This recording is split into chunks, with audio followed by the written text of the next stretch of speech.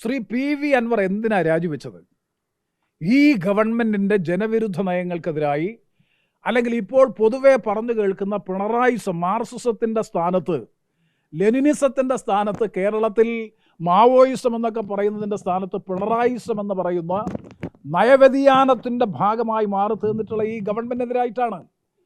ഒരു B J പിയുടെ അല്ലെങ്കിൽ രാജ്യത്തിൻ്റെ പ്രധാനമന്ത്രി പരസ്യമായി പറഞ്ഞില്ലേ, വിഴിഞ്ഞം തുറമുഖത്തിൻ്റെ ഉദ്ഘാടനത്തോടനുബന്ധിച്ച ചടങ്ങിൽ ബി ജെ പിയുടെ നേതാവ് നവലിബറൽ സാമ്പത്തിക നയങ്ങളുടെ അല്ലെങ്കിൽ പ്രയോക്താവായിട്ടുള്ള രാജ്യത്തിൻ്റെ പ്രധാനമന്ത്രി പരസ്യമായി പറഞ്ഞില്ലേ, ഗൗതം അദാനി ഗവൺമെന്റിന്റെ പാർട്ട്ണറാണ് എന്ന് വി എൻ വാസവൻ പറഞ്ഞത് കാലത്തിൻ്റെ മാറ്റമാണ് എന്ന് പറഞ്ഞ ഒരു പ്രത്യേക രാഷ്ട്രീയ അതാണ് പി വി അൻവർ ഉന്നയിച്ചത്. ഇടത് നയവ്യതിയാനമെന്ന് മാത്രമല്ല, വലതുപക്ഷ പിന്തിരിപ്പൻ ബൂർഷ്വാ ശക്തികളെ പിൻപറ്റുക മാത്രമല്ല, അവരുടെ വക്താവായി ഗവൺമെന്റ് മാറി. അതെങ്ങനെ LDF എന്ന് പറയാൻ കഴിയും, ഇടത് രാഷ്ട്രീയം എന്ന് പറയാൻ കഴിയും? അപ്പോൾ ഇടത് രാഷ്ട്രീയത്തെ അപ്പാടെ ഉപേക്ഷിച്ച് ഈ ഗവൺമെന്റിന്റെ നയവൈകല്യത്തിനും ജനവിരുദ്ധ നയങ്ങൾക്കുമെതിരായിട്ടാണ് പി വി അൻവർ ഒരു നിലപാട് സ്വീകരിച്ചതെങ്കിൽ, ആ നിലപാട് സാധൂകരിക്കപ്പെടണമെന്നുണ്ടെങ്കിൽ പി വി അൻവർ അടക്കം ഈ ഗവൺമെന്റിന്റെ പ്രതിനിധിയായി, LDFന്റെ പ്രതിനിധിയായി മത്സരിക്കുന്ന സ്ഥാനാർത്ഥിയെ പരാജയപ്പെടുത്തി UDFന്റെ വിജയം ഉറപ്പിക്കാൻ പ്രവർത്തിക്കുകയാണ് ശ്രീ പി വി അൻവർ അടക്കം വേണ്ടത്. അതിന് സാങ്കേതികമായിട്ടുള്ള എന്തെങ്കിലും ബുദ്ധിമുട്ടുകളുണ്ടെങ്കിൽ അത് തീർച്ചയായും പരിഹരിക്കാൻ ശ്രീ പി വി അൻവർ അടക്കം ആ കാര്യത്തിൽ വിട്ടുവീഴ്ച സമീപനം സ്വീകരിക്കാൻ തയ്യാറാകണം എന്നാണ് വിനയപൂർവ്വം ഞങ്ങൾക്ക് അഭ്യർത്ഥിക്കാനുള്ളത്. നിലമ്പൂർ തെരഞ്ഞെടുപ്പ് അൻവറിലേക്ക് ഒതുങ്ങുന്നു അല്ലെങ്കിൽ ഒതുക്കപ്പെടുന്നു എന്നതാണ് രാഷ്ട്രീയ സത്യം. കാരണം പി വി അൻവറിനെ കേന്ദ്രീകരിക്കപ്പെടുന്നത് തന്നെയാണ്. എന്തുകൊണ്ട് ഇത്രയും കാലം പിണറായിയെ പിന്തുണച്ച ഒരാൾ നീണ്ട 9 വർഷത്തിന് ശേഷം രാജിവെച്ച് പുറത്തു വന്നു? ഇത് എന്തുകൊണ്ടാണ് ചർച്ച ചെയ്യപ്പെടാത്തത്? UDF കാലങ്ങളായി ഉന്നയിക്കുന്ന ആധിപത്യങ്ങളും അഴിമതിയും കെടുകാര്യസ്ഥതയും സർക്കാരിൽ ചൂണ്ടിക്കാണിച്ചുകൊണ്ട് പുറത്തു വന്ന ഒരാളാണ് അൻവർ. ഇത് ഇവിടെ മറയ്ക്കപ്പെടുകയാണ്. ഇവിടെ ഒരു ഉപതെരഞ്ഞെടുപ്പ് നടക്കാനിരിക്കെ ഉയർത്തിപ്പിടിക്കേണ്ടത് അതാണ്. നിലവിൽ ചർച്ച ചെയ്യേണ്ടതും ഈ വിഷയമാണ്. നിലമ്പൂരിൽ ഐക്യജനാധിപത്യ മുന്നണി വിജയിക്കുമെന്ന് വിലയിരുത്തുകയാണ് MK പ്രേമചന്ദ്രൻ MP. RSPയെ സംബന്ധിച്ച് വളരെ വ്യക്തമായി ഞങ്ങൾ നിലപാട് ഇതിനകം തന്നെ സൂചിപ്പിച്ചിട്ടുണ്ട്. ഒന്ന്, നിലമ്പൂർ നിയമസഭാ ഉപതെരഞ്ഞെടുപ്പിൽ ആര്യാടൻ ഷൗക്കത്ത് അനായാസകരമായ വിജയം കൈവരിക്കുമെന്ന കാര്യത്തിൽ സംശയമില്ല. ആ നിയോജക മണ്ഡലത്തിന് അനുയോജ്യമായിട്ടുള്ള വ്യക്തമായ രാഷ്ട്രീയ നിലപാടുകളുള്ള മതേതര ജനാധിപത്യ സ്വഭാവം പുലർത്തുന്ന ഏറ്റവും മികവുറ്റ സ്ഥാനാർത്ഥി എന്ന നിലയിൽ ആര്യാടൻ ഷൗക്കത്ത് വിസ്മയകരമായ ഭൂരിപക്ഷത്തോടുകൂടി നിലമ്പൂർ നിയമസഭാ ഉപതെരഞ്ഞെടുപ്പിൽ വിജയിക്കും എന്ന ആത്മവിശ്വാസം തന്നെയാണ് ഞങ്ങൾക്കുള്ളത്, ഐക്യജനാധിപത്യ മുന്നണിക്ക് പൊതുവേ ഉള്ളത്. നിർഭാഗ്യവശാൽ നിലമ്പൂർ നിയമസഭാ ഉപതെരഞ്ഞെടുപ്പുമായി ബന്ധപ്പെട്ട് ഉയർന്നു വന്നിട്ടുള്ള പ്രശ്നങ്ങളെ മുഴുവൻ ശ്രീ പി വി അൻവറിലേക്ക് കേന്ദ്രീകരിക്കുന്ന ഒരു സ്ഥിതിയാണ് ഇപ്പോൾ ഉണ്ടായിട്ടുള്ളത്. പ്രത്യേകിച്ചും ഞാൻ മാധ്യമങ്ങളെ കുറ്റം പറയുന്നില്ല, മൊത്തത്തിൽ പി വി അൻവറിനെ കേന്ദ്രീകരിച്ചുകൊണ്ടുള്ളൊരു തെരഞ്ഞെടുപ്പ് എന്ന നിലയിലേക്കാണ് ഇപ്പോൾ പോകുന്നത്. ഒരു കാര്യം ശരിയാണ്, കാരണം നിലമ്പൂർ നിയമസഭാ ഉപതെരഞ്ഞെടുപ്പ് ഉണ്ടായത് തന്നെ ശ്രീ പി വി അൻവർ നിയമസഭാംഗത്വം രാജിവെച്ചതിൻ്റെ പശ്ചാത്തലത്തിലാണ്.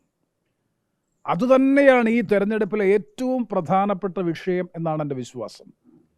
എന്തുകൊണ്ട് ശ്രീ പി വി അൻവർ 9 വർഷക്കാലം പിണറായി വിജയനെയും CPMനെയും ഇടതു ജനാധിപത്യ മുന്നണി ഗവൺമെന്റിനെയും കലവറയില്ലാത്ത പിന്തുണ നൽകുകയും LDFനെയും CPMനെയും പിണറായി വിജയനെയും എതിർക്കുന്നവർക്കെതിരായി അതിനിശ്ചിതമായിട്ടുള്ള രാഷ്ട്രീയ വിമർശനവും വ്യക്തിഗതമായിട്ടുള്ള വിമർശനവും ഉയർത്തിക്കൊണ്ടുവന്ന പി വി അൻവറിനെ പോലെ CPMന്റെയും പിണറായി വിജയന്റെയും ഏറ്റവും അടുത്ത അല്ലെങ്കിൽ സന്തത സഹചാരി എന്ന് വിശേഷിപ്പിക്കാൻ കഴിയുന്ന പി വി അൻവർ എന്തുകൊണ്ട് നിയമസഭാംഗത്വം രാജിവെച്ചു? നിയമസഭാംഗത്വം രാജിവെക്കാൻ ഇടയായിട്ടുള്ള പ്രശ്നങ്ങൾ ഈ തെരഞ്ഞെടുപ്പിൽ പ്രസക്തമാണ്. അവിടെയാണ് ഏറ്റവും പ്രധാനപ്പെട്ട വിഷയം. അതാരും ചർച്ച ചെയ്യുന്നില്ല. CPMനകത്തും ഗവൺമെന്റിലുമുള്ള ജനവിരുദ്ധ നയങ്ങളും അതുപോലെ തന്നെ സമഗ്രാധിപത്യത്തിലും പ്രതിഷേധിച്ചുകൊണ്ടാണ് ശ്രീ പി വി അൻവർ CPM-ന്റെ പിന്തുണയോടുകൂടി അല്ലെങ്കിൽ CPM-ന്റെ ഭാഗമായി LDF-ന്റെ സ്ഥാനാർത്ഥിയായി മത്സരിച്ച് വിജയിച്ച് 9 വർഷം അല്ലെങ്കിൽ 8.25 വർഷക്കാലം നിയമസഭാംഗമായിരുന്ന PV അൻവർ രാജിവെക്കാൻ ഇടയായിട്ടുള്ള രാഷ്ട്രീയ കാരണങ്ങൾ ഈ തെരഞ്ഞെടുപ്പിൽ പ്രസക്തമാണ്. അപ്പോൾ അദ്ദേഹം ഉയർത്തിക്കൊണ്ടുവന്ന പ്രശ്നങ്ങൾ UDF എത്രയോ കാലമായി പറഞ്ഞു വന്നതാണ്. പാർട്ടി സമഗ്രാധിപത്യത്തിലൂടെ ഗവൺമെൻറ് സാധാരണക്കാർക്ക് അന്യമാകുന്ന സ്ഥിതി വന്നു.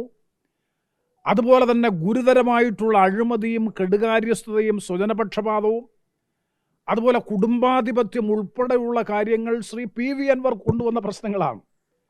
ആ പ്രശ്നങ്ങൾ നേരത്തെ UDF മുന്നോട്ട് വെച്ച പ്രശ്നങ്ങളെ നിയമസഭാംഗം എന്ന നിലയിൽ LDF-ന്റെ നിയമസഭാംഗം കൂടിയായിട്ടുള്ള PV അൻവർ തന്നെ അതിനെ സാധൂകരിച്ചുകൊണ്ട് ആ മുന്നണിയിൽ തുടരാൻ കഴിയാത്ത സ്ഥിതിയിലേക്ക് അഴിമതിയും കെടുകാര്യസ്ഥതയും കുടുംബ സമഗ്രാധിപത്യവും പിണറായി വിജയൻ്റെ ഏകാധിപത്യ പ്രവണതയും എല്ലാം കൊണ്ട് മനം മടുത്താണ് അദ്ദേഹം LDF വിട്ടിറങ്ങി പുറത്തു വന്നത്. അതുകൊണ്ട് തന്നെ ഞാൻ സൂചിപ്പിക്കാൻ ആഗ്രഹിക്കുന്നു, ആ രാഷ്ട്രീയ പ്രശ്നങ്ങൾ CPM-ഉം LDF-ഉം ഗവൺമെൻറ്റും നേരിടുന്ന ഒട്ടനവധി പ്രശ്നങ്ങൾ അതായിരിക്കും ഈ തെരഞ്ഞെടുപ്പിലെ ഏറ്റവും മുഖ്യമായിട്ടുള്ള രാഷ്ട്രീയ വിഷയം. അതുതന്നെയാണ് ഞങ്ങൾ ക്യാമ്പയിൻ ചെയ്യാൻ വേണ്ടി പ്രധാനമായും ഉദ്ദേശിക്കുന്നത്. ഈ ജനവിരുദ്ധ ഗവൺമെൻറ്റിൻ്റെ അതിശക്തമായ തിരിച്ചടി നൽകാൻ വരാനിരിക്കുന്ന നിയമസഭാ തെരഞ്ഞെടുപ്പ്, തദ്ദേശ സ്വയംഭരണ സ്ഥാപന തെരഞ്ഞെടുപ്പുകളിലേക്കുള്ള മുന്നേറ്റത്തിൻ്റെ തുടക്കം കുറിക്കാൻ വേണ്ടിയിട്ടുള്ള ഒരു തെരഞ്ഞെടുപ്പായിട്ട് കൂടിയാണ് നിലമ്പൂർ നിയമസഭാ ഉപതെരഞ്ഞെടുപ്പിനെ കാണുന്നത്. PV അൻവറുമായി ബന്ധപ്പെട്ട പ്രശ്നം അതൊരു സാങ്കേതികമായിട്ടുള്ള വിഷയമാണ് ഞങ്ങൾ പ്രധാനമായും കരുതുന്നത്. ഇപ്പോൾ തന്നെ UDF പൊതുവെ സ്വീകരിച്ചിട്ടുള്ള നിലപാട്, കോൺഗ്രസ് സ്വീകരിച്ചിട്ടുള്ള നിലപാട് ഞാൻ മനസ്സിലാക്കുന്നത് കേവലമായിട്ടുള്ള സാങ്കേതിക പ്രശ്നം മാത്രമാണ് എന്നാണ് എൻ്റെ വിശ്വാസം. കാരണം PV അൻവർ ഉയർത്തിക്കൊണ്ടുവന്ന വിഷയങ്ങൾ UDF എത്രയോ കാലമായി മുന്നോട്ട് വെക്കുന്ന രാഷ്ട്രീയ പ്രശ്നങ്ങളുമായി സമാനതയുള്ളതാണ് എന്നുള്ളത് കൊണ്ട് തന്നെ LDF-നെതിരായിട്ടുള്ള നിലപാട് സ്വീകരിക്കാൻ മാത്രമേ PV അൻവറിനെ സംബന്ധിച്ചിടത്തോളം കഴിയൂ. തീർച്ചയായും അദ്ദേഹവുമായി ബന്ധപ്പെട്ട പ്രശ്നങ്ങൾ കൂടിയാലോചനകളിലൂടെ, ചർച്ചകളിലൂടെയൊക്കെ പരിഹരിക്കപ്പെടുമെന്നുള്ള പ്രത്യാശയാണ് ഞങ്ങൾക്കുള്ളത്. കാരണം ഇടക്കാലത്ത് അദ്ദേഹം നടത്തിയ പരാമർശങ്ങൾ അതാണ് UDF നേതൃത്വത്തെ, പ്രത്യേകിച്ചും കോൺഗ്രസ് നേതൃത്വവുമായി ഏതെങ്കിലും തരത്തിലുള്ള അകൽച്ച ഉണ്ടെങ്കിൽ അതിനാധാരമായ കാരണം UDF അല്ലെങ്കിൽ കോൺഗ്രസ് നിർദ്ദേശിച്ച സ്ഥാനാർത്ഥിക്കെതിരായി അദ്ദേഹം നടത്തിയിട്ടുള്ള പരാമർശങ്ങളാണ്. സ്വാഭാവികമായും ആ പരാമർശങ്ങൾ ചർച്ചയിലൂടെ അദ്ദേഹത്തിന് തന്നെ ബോധ്യപ്പെടുമെന്ന് തന്നെയാണ് എൻ്റെ വിശ്വാസം. ഇപ്പോൾ UDF-ന്റെ ഭാഗമാകാൻ നിൽക്കുന്ന ഒരാൾ സ്വാഭാവികമായും UDF-ന്റെ സ്ഥാനാർത്ഥിയെ പിന്തുണയ്ക്കുക, UDF-ന്റെ സ്ഥാനാർത്ഥിയെ പിന്തുണച്ചുകൊണ്ട് രംഗത്ത് വരിക എന്നുള്ളത് പ്രധാനപ്പെട്ടതാണ്. അത്തരത്തിലുള്ള കേവലമായിട്ടുള്ള സാങ്കേതിക പ്രശ്നങ്ങൾക്ക് അപ്പുറത്ത് രാഷ്ട്രീയമായി ഏതെങ്കിലും തരത്തിലുള്ള അഭിപ്രായ വൈജാത്യം ഈ കാര്യത്തിലുണ്ട് എന്നെനിക്ക് തോന്നുന്നില്ല.